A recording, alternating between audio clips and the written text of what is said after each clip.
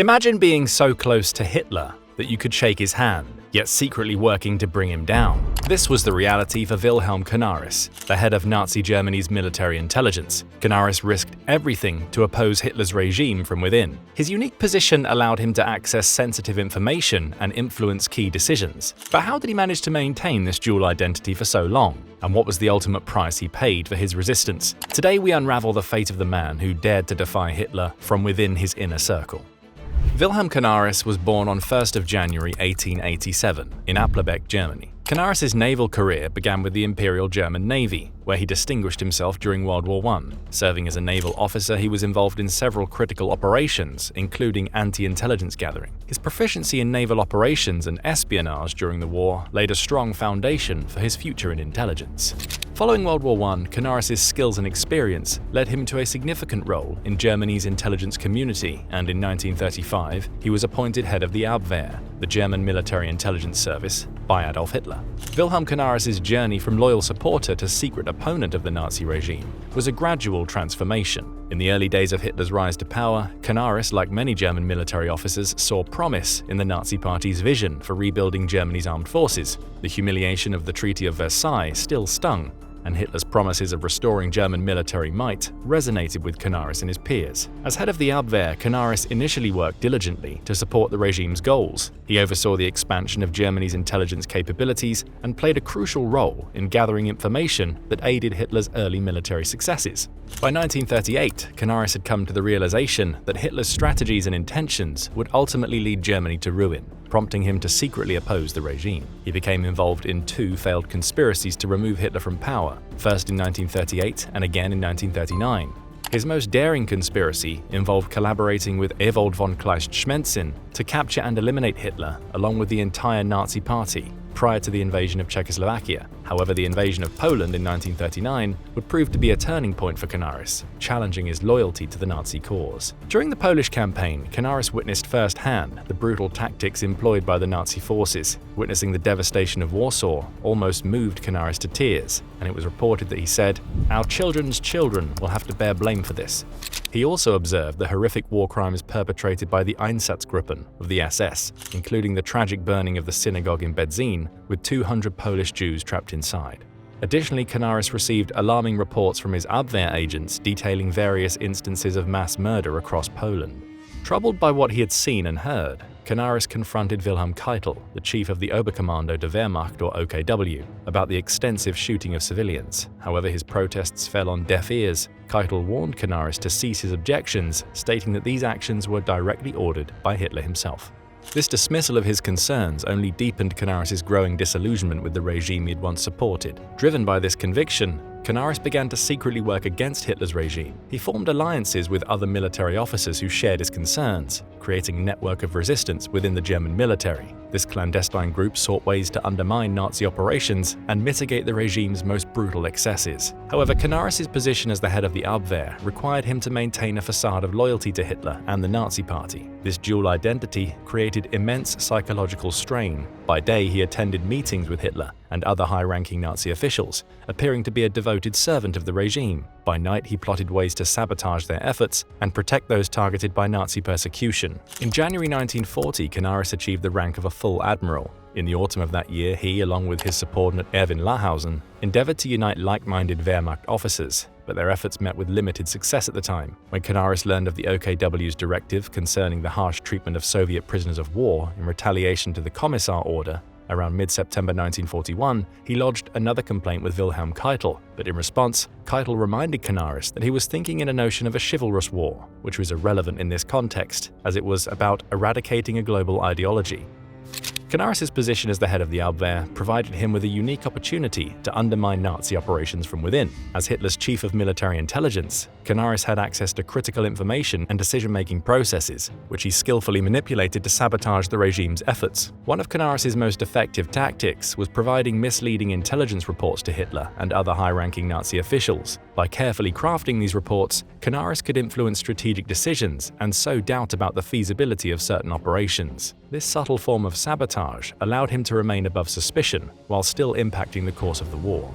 Perhaps the most significant example of Canaris' covert operations was his role in thwarting Operation Felix, the Nazi plan to capture Gibraltar. In a masterful display of diplomatic maneuvering, Canaris advised Spanish dictator Francisco Franco to remain neutral in the conflict. This seemingly innocuous advice had far-reaching consequences for the German war effort. By convincing Franco to maintain Spain's neutrality, Canaris effectively prevented German forces from attacking Gibraltar from Spanish territory. The impact of this single act of sabotage was immense. Not only did it delay a crucial German operation, but it also ensured that Franco's Spain would remain neutral throughout the war. This neutrality proved vital for the Allies' strategic positioning in North Africa, significantly altering the balance of power in the Mediterranean theater.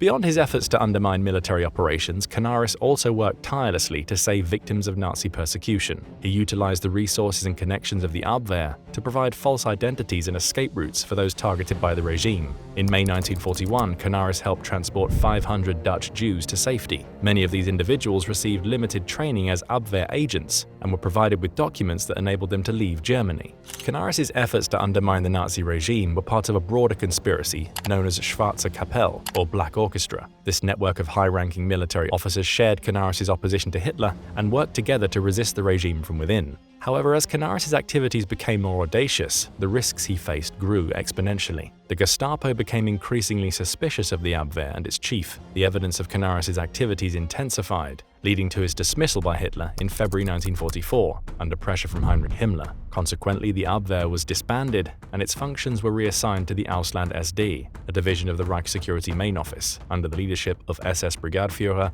Walter Schellenberg. The duties previously managed by the Abwehr were split between Gestapo chief Heinrich Müller and Schellenberg. A few weeks later, Canaris was placed under house arrest, but was released in June 1944 to assume the role of head of the Special Staff for Mercantile Warfare and Economic Combat Measures in Berlin, where he coordinated efforts against the Allied economic blockade of Germany. The events of July 20, 1944 marked the beginning of the end for Canaris.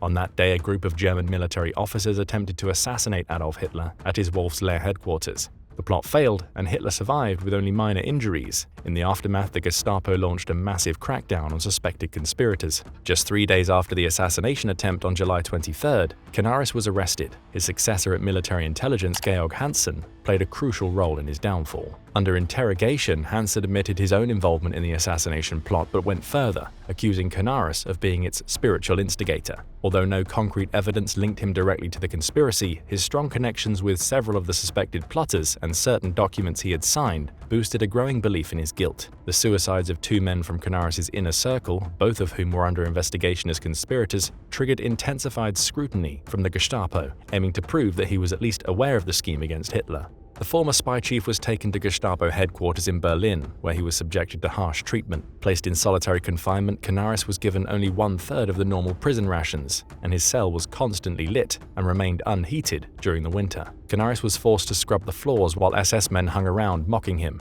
Despite these hardships, he remained defiant, refusing to betray his fellow conspirators or admit to any wrongdoing. As the war entered its final months, Canaris' situation grew increasingly precarious. On February 7, 1945, he was transferred to the Flossenburg concentration camp. Here, the brutality of his treatment intensified. Guards subjected him to regular beatings. For several months, Canaris successfully confused SS interrogators through a series of deceptions and denying any personal involvement in the conspiracy. He protected his fellow members of the resistance movement, refusing to disclose their identities or activities. Investigations continued until April 1945, when orders were issued to execute the remaining prisoners involved in the plot. In early April, Canaris' personal diary surfaced and was shown to Hitler, revealing his connection to the conspiracy. Subsequently, Canaris faced trial by an SS summary court led by Otto Thorbeck, with Walter Huppenkirchen serving as the prosecutor.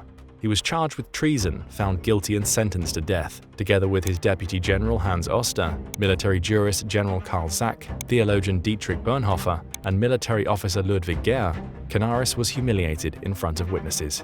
Danish Colonel Hans Lunding, who served as the director of Danish military intelligence, was one of Canaris' fellow inmates, confined to the cell adjacent to Canaris. The two communicated by knocking, making Lunding the final individual Canaris was in contact with before his execution. By tapping on the wall of his prison, Canaris conveyed his final thoughts to Lunding. "This is the end. Badly mishandled. My nose broken. I have done nothing against Germany. If you survive, please tell my wife." April 1945, just weeks before the end of the European War, Wilhelm Canaris was executed by hanging at Flossenbürg concentration camp. In a final act of humiliation, he was led to the gallows naked. Thank you for watching. We hope you found this video informative. Don't forget to like the video, subscribe to our channel, and hit the notification bell to stay updated for more World War II content. See you in the next one.